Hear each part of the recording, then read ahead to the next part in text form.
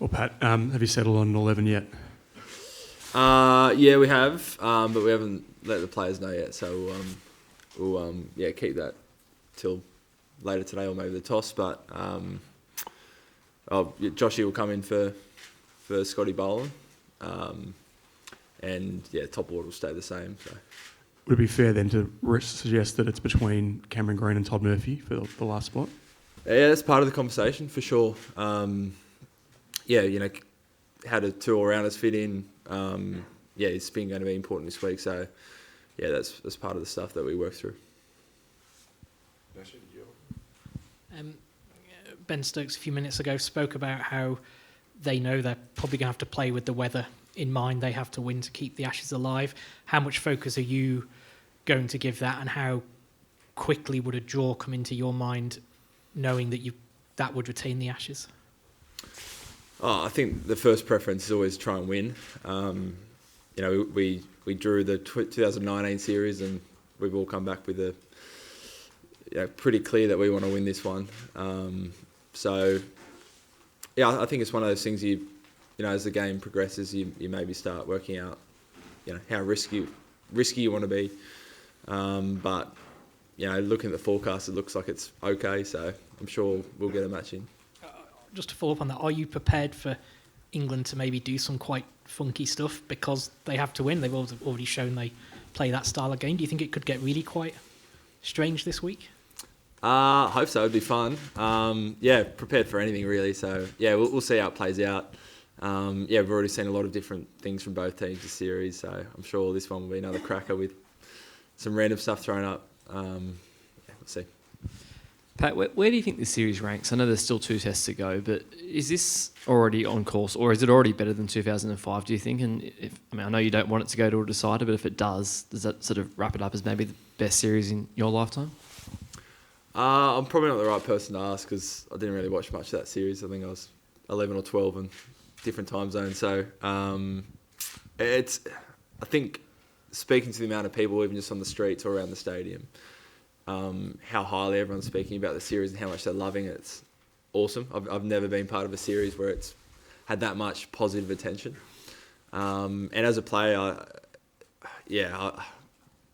outside of World Cups, it doesn't get any bigger than really an Ashes series, and this one just seems that little bit.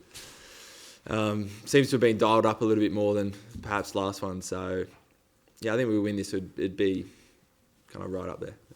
Sorry, can I go one more if that's all right, Cole?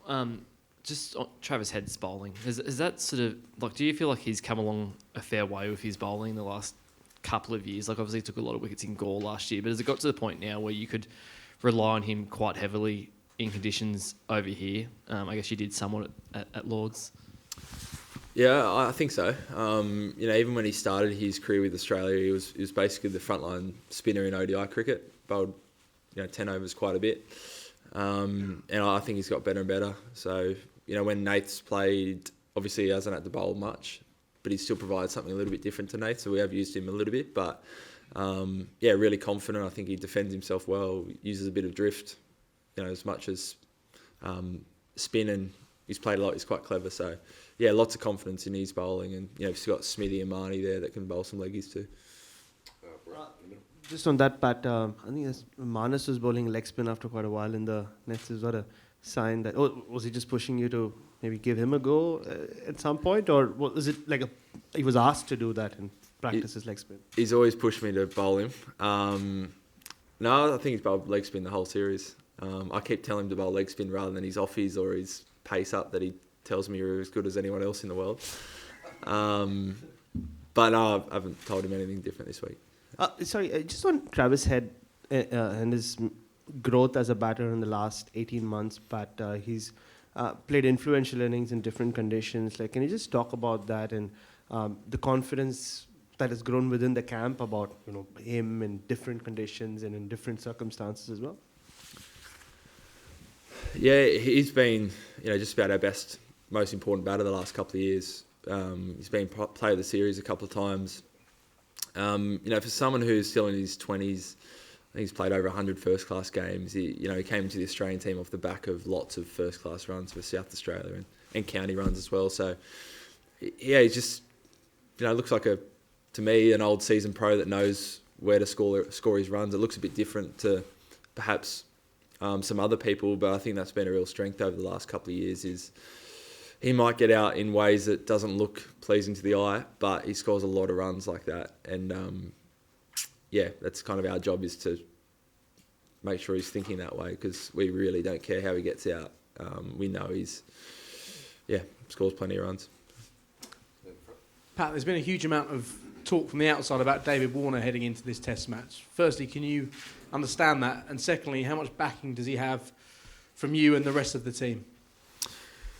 I can understand discussion about anyone really, especially after a loss. I think David didn't have his best game last week at Headingley, but prior to that, I thought he's looked really good. I think he's had 3 50-run partnerships, which can be rare over here in England. So I thought the way that he and Uzi have started off innings, prior to that, has been really important to setting up our innings. Steve Smith got a great 100 at Lords. A lot of that was off the back of a really important first session from the openers. But we back Davey. Absolutely. We know how tough it can be to open over here. So I'm sure he's doing all the right things. He's shown some great signs, and it feels like a big score's just around the corner. Pat, just clarifying what you said before. You said the top order wouldn't change for this test. Does that mean if Green were to come in, he'd bat in the bottom 4? He wouldn't bat in the top 5. Right. So top order is top 5. Yeah. Okay. Can I just ask about Marnus Labuschagne? Like, obviously he's been working a lot in the lead into this game. Are you kind of heartened by the fact he's not getting out? Like Warner kind of getting out pretty early, like he's getting starts. You're kind of heartened that a big score might be there for the taking with that. Yeah, and I think Davey's got starts as well prior to last week. So he's a class player. He knows how to score runs. So even sometimes he walks off and he might not feel like he's batted well, but he's found a way to get to 20 or 30, and that's what you want from any batter, really. So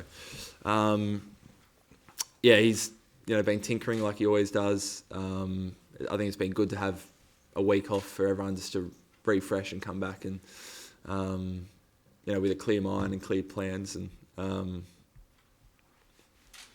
thought he's looked decent. Dan over on the left. Hey Pat, just one again about Dave. So I guess looking at his body of work over say the last 2 or 3 years, is one of the reasons why he's sort of still there, despite maybe not having the returns of some of the other guys, because he has that match-winning capacity, the ability to sort of take a game away from a team quite quickly. We spoke to Ben before, and he sort of said that that's in their thinking in terms of England, that they still like to see the back of him because they know that he's got that in him. For sure, yeah, that's certainly a part of it. Again, I think it is a tough role, and some of the roles that he's had to play are in tough times. This series hasn't been easy for Uzi and Dave in particular when they've walked out to bat a few times under lights. I think the other one is whenever he might not have scored the test runs he would have liked in the last couple of years, but you go to ODI cricket T20 and he's still showing his class.